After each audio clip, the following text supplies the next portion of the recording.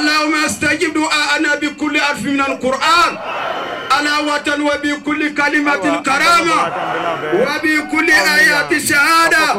وبكل سورة السلامة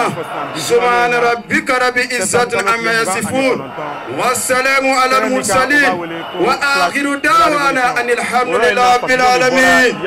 الرحمن الرحيم مالك يوم الدين إياك نعبد وإياك نستعين إياك نعبد وإياك نستعين إياك نعبد وإياك نستعين اهدنا الصراط المستقيم صراط الذين أنعمت عليهم غير المغضوب عليهم ولا الضالين آمين لا بالعلماء ونني بابني كبارا نامبولا البوسا ميما بركة الناس كبيرة يا زلمة كبيرة la voile kwera yetene makor fodi la kor fasi tisekino yetoni no maseka ukanu sanjaya kafoko kama sugula ndero place akoni wala wasabe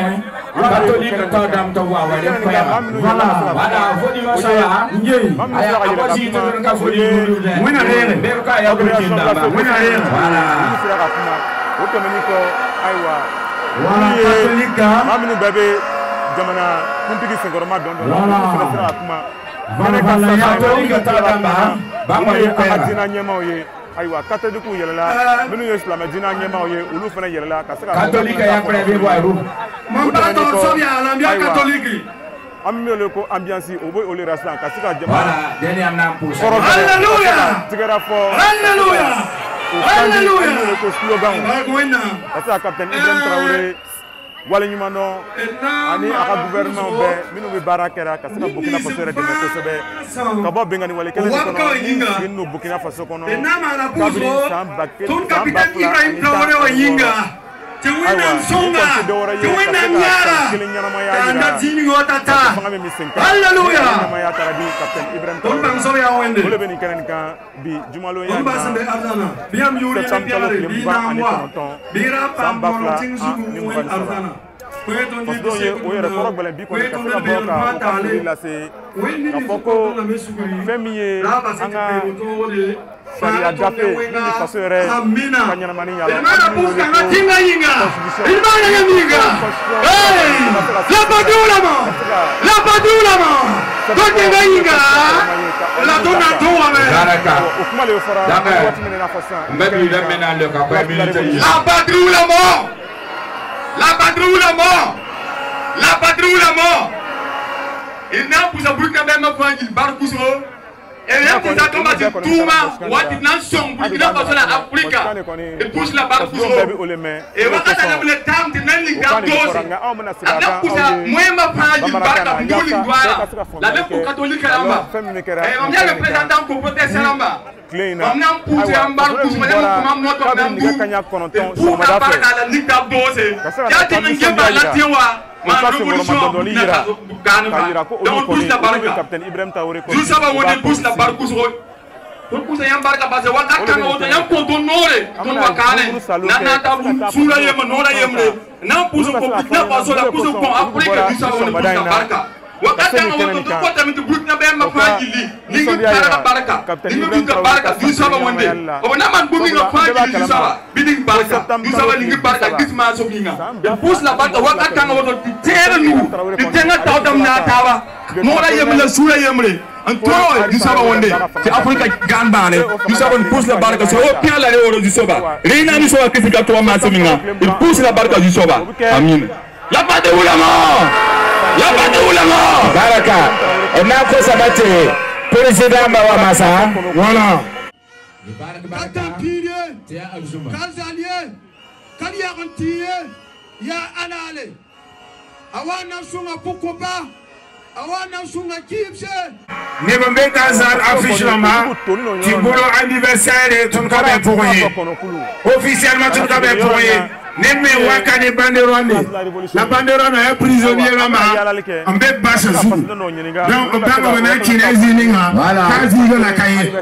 voilà donc voilà Ré Aruna Sawadou Mohamed Maïga Wayel Bede Sanago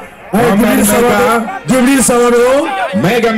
Adama Kompore. Le président Adama Kompore. Voilà. Kassona Amtaba. Merci Yar. Voilà. Partagez. Nabas Nouro. Voilà. Leader de Ibrahim.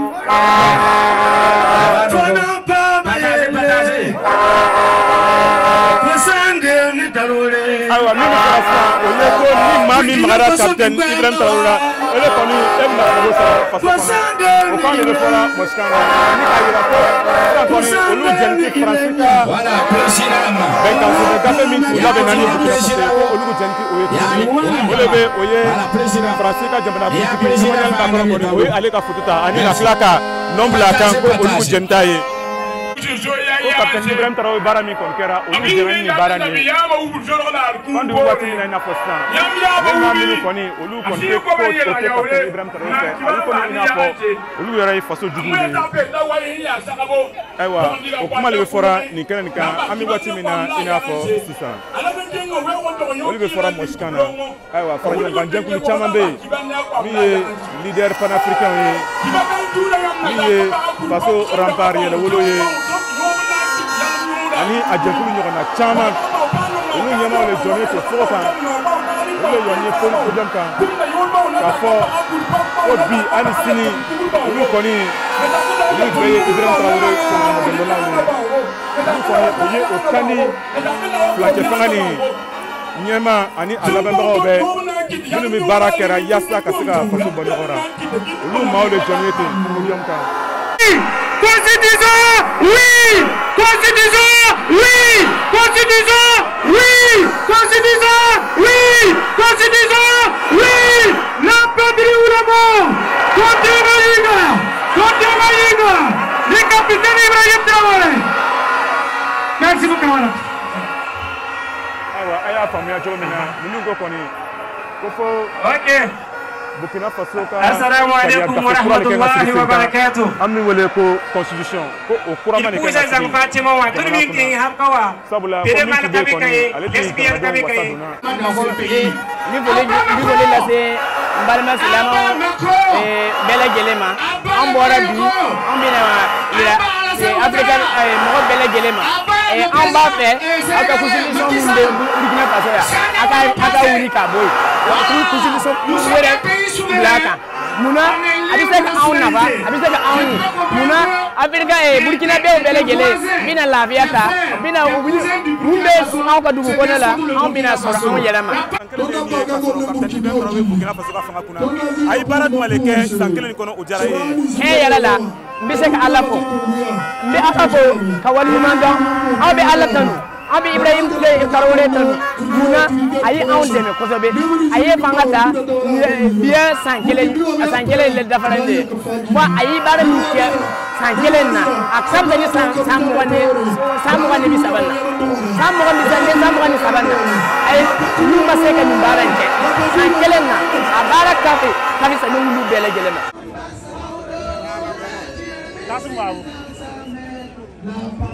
aywa albele ami kanami kan oye place de révolution ye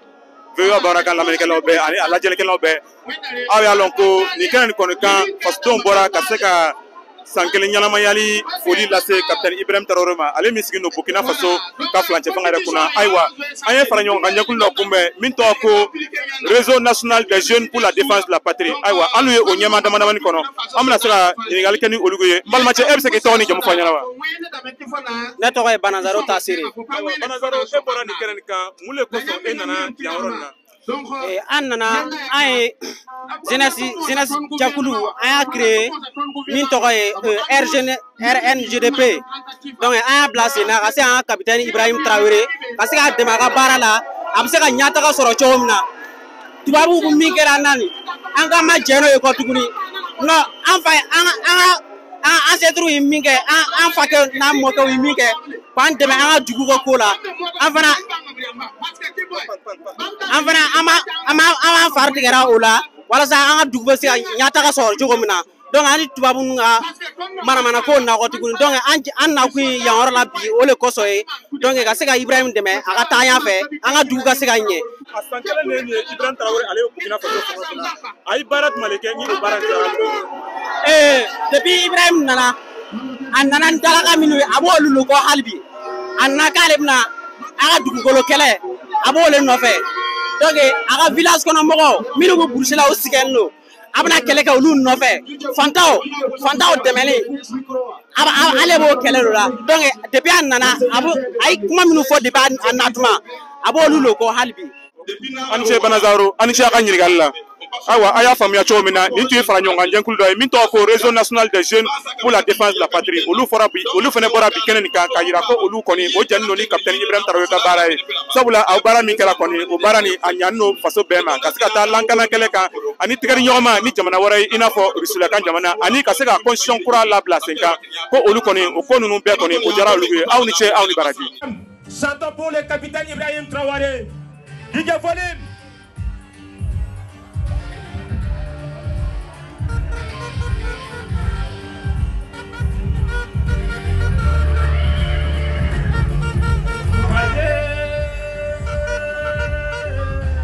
Caleb de Tambela.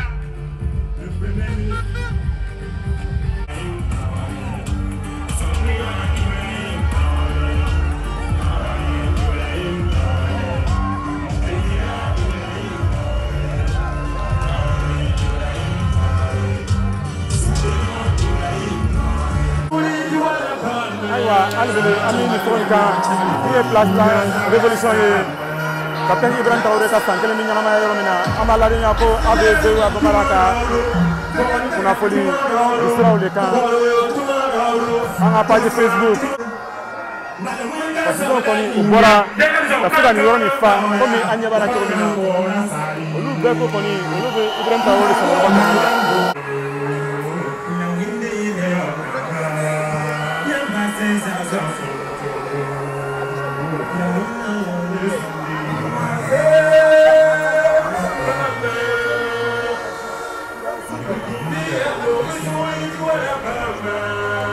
no makanta olu ka se ka fɔ ɲɛna ko min kama olu nana ni kɛnɛ kan nisɔndiya min olu na se ka o yira sabula an kɔni b'a bɛɛ kalama tɔgɔ ko madame Sawadogo ne Dambele fɛn min y'an lase yan sɔgɔmada na laada min b'an ya dugukolo kan nin o laada tɔgɔ lo ma diya an ye donc an bɔ nana ko k'o laada tɔgɔ lo changer parce que ko den bɛ se ka bamuso convoquer cɛ ni cɛ bɛ furu muso ni muso bɛ furu an t'o fɛ comme an t'o fɛ min na an nana Ibrahim yɛrɛ m'a fɔ k'an b'a changer an yɛrɛ le t'a fɛ peuple yɛrɛ le t'a fɛ Burkina bɛ yɛrɛ le t'a fɛ an fɛ bi ko binya o bɔra an ɲɛ fɛ an t'ale fɛ voilà an nana o le la bi an fɛ o ka mun ni mun sɛbɛn an ka constitution kura yɛrɛ kɔnɔ sisan o ka mun ni mun sɛbɛn an constitution kura nin na bon jeunesse u bɛ yen o le de o bɛ cɛkɔrɔbaw ta ka taa don k'an ni tubabuw bila ɲɔgɔn la nin o y'o dabila an bɛ africain kolo la an wolola k'an mamakɛ n'a mamuso sɔrɔ fɛn min kan nin an b'olu kɔ ayiwa nin tun ye Dambele awa kumakan ye ale fana bɔra musolakaw fan fɛ ka se ka na yira ko ale kɔni ale jɛna ni capitaine Ibrahim Traoré ka baara ye sabula a sera ka kɛlɛkɛ ɲɛnama ka se ka lankanabaliya kɔni o ko nɔgɔya dɔɔni faso la ko a ma ban fɔlɔ nka baara min kɛra an bɛna fɔ an bɛ waati min na i n'a fɔ sisan kɔni baara nin kɔni n'Ala sɔnna kunkɔrɔta bɛna sɔrɔ ara bi an ye mɔgɔw wele place de la révolution la bi le 29 septembre 2023 an ma ko mun bɛ mun na o ye ka constitution kɔ yɛlɛma an ka dugu u ye la loi min ɲini la an ka dugu kɔnɔ an ma se ni changer de la o de Burkinabé bɔ yan bi ka place de la révolution fa k'a fɔ k'olu b'a fɛ an ka la loi ninnu an ka constitution ninnu o k'a bɛɛ yɛlɛma ka taa an ta ye parce que mun bɛ yen général de Gaulle Fransi Abdel Makoro mɔgɔ cɛ olu de ye nin sɛbɛn nin t'an ta ye o de an bɔ yan bi wala an fana an bɛ fɛ ka n'an bɔra dɔrɔn automatique an bɛ transfert ressuscité ni waati wa tuma bɛɛ voilà kelen bɛ constitution kɔrɔma la n'a ma diya an ye o fɔlɔ o constitution u y'a tɛrɛ k'a sɔrɔ depuis an ma wolo o ye kelen parce que hadamaden ni sakɛli bɛ yɛlɛma a fana kan ka yɛlɛma de hali tubabu jamana ninnu na ni temps dɔ bɛ yen n'o ye yɛlɛmayara olu fana b'o ka temps yɛlɛma o fɔlɔ i bɛ taa sɔrɔ fɛn mun yɛlɛma d'anw ye o ye fɛn min ye bolo jiginiya ko de parce que an ka constitution in kɔnɔ o m'a fɔ ko bolo jiginen o m'a fɔ k'a dagalen don o m'a fɔ k'a dagalen tɛ a bɛ komi ni maa min y'a kɛ problème t'a la o tɛna kuma i m'a kɛ fana o tɛ ɲininka a bɛ komi a dagalen dɔrɔn de don hali n'u m'o da waga parce que an b'a fɛ ko k'o de bɔ yen o ye kelen filanan a bɛ taa sɔrɔ ko mun b'an bolo yan an ka constitution mun b'an bolo yan anw mɔtɔw m'a sɛbɛn o m'a sɛbɛn faransi ɲɛmɔgɔw olu de y'a sɛbɛn ne ye histoire min k'a fɔ k'u bɛ nin yɛrɛ sɛbɛn a y'a sɔrɔ africain maa kelen tɛ a bɛɛ farajɛ Ibrahim Traoré ko faransi kan ka taa ka n ka dugu bila an kan ka yɛrɛ indépendance ta o de diyara n ye o ye kelen ye deuxième mun yɛrɛ diyara n ye capitaine Ibrahim nana a ko a bɛ kuma usine ko ani sɛnɛ ko de capitaine Ibrahim bɛ kuma sɛnɛ ko de dumuni ko n'a adamaden ma dumuni kɛ i tɛ se ka i ka indépendance totale ta i kan ka dumuni kɛ ka i fa de ka sɔrɔ ka indépendance ta. Ayiwa n balimamuso ko e bɔra fo Banfora ka se nin kɛnɛ nin kan e nana ni mun laseli ye ka na di Burkina Fasolakaw ma. Ne nana ni min ye ka na di Burkina Fasokaw ma k'an ka wuli k'an jɔ k'an ka transition dɛmɛ k'a bɔ nin ko nin na déjà yɛrɛ an ka transition ye baara ɲuman kɛ hali bi an b'u kɔ bi sini an b'u kɔ. Maa ko fo laada kura ka sigi sen kan an min wele ko nouvelle constitution kɔrɔma mun de kosɔn hali u jɛn tɛ nin constitution kɔrɔma nin ye. Wala an jɛn tɛ nin constitution kɔrɔma nin ye parce que min b'a la a bɛ k'an ka sigidaw tiɲɛ an fɛ ba t'a a den ye fa t'a cɛ t'a muso ye den t'a fa t'a den ye an t'o le fɛ tuguni cɛ ni cɛ ka furu ɲɔgɔn ma an ko ayi muso ni muso ka furu ɲɔgɔn ma ayi an t'o fɛ an ka dugu la tuguni.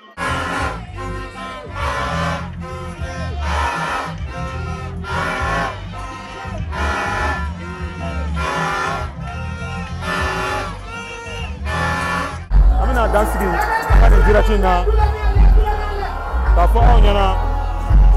ko aw tun bɛ a balimacɛ Kade Traoré de kumakan lamɛnna ka bɔ Wagadugu Burkina Faso yɛrɛ faaba kɔnɔ place min na i tɔgɔ ko place de la révolution VOA Bamara o yɛrɛ tɔgɔra aw ni ce aw ni baraji aw ka mɛn tuma wɛrɛ ni direct wɛrɛ ye Burkina Faso yɛrɛ kɔnɔ.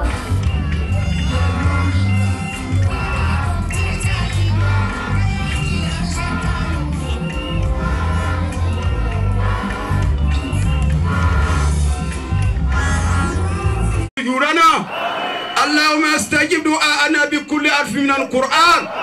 علاوة وبكل كلمة كرامة وبكل آيات شهادة وبكل سورة السلامة